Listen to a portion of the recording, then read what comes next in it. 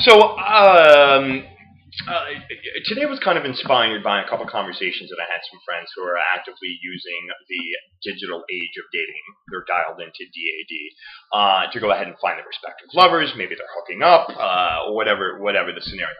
So, I myself have been tuned in to some of these social platforms to go ahead and maybe meet or date or whatever. And I am very forthcoming about my status. So, there's this little profile.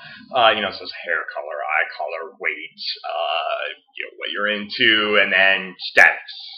And for me, I, select the option HIV positive. But I have friends that are HIV positive that are also tuned into some of these sites, and they choose HIV negative. So when somebody who might be interested in them reads their profile, they kind of have this preconceived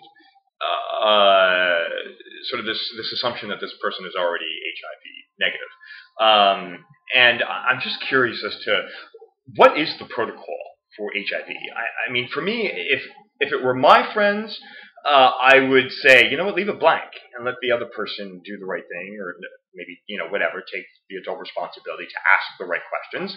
And then hopefully you'll take the moral obligation to be honest about that if you're talking online or whatever.